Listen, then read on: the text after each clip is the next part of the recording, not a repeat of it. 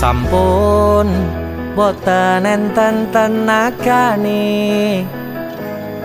damel ngimbangi liyane sing ketok penak uripe kadang kepitak kelaran ngempet dadi tangisan rodo panguripan bakal muter nanging bu kapan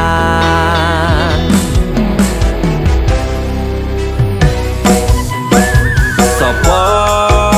to sing pengin kaya ngene terlahir rasuke bondo sadar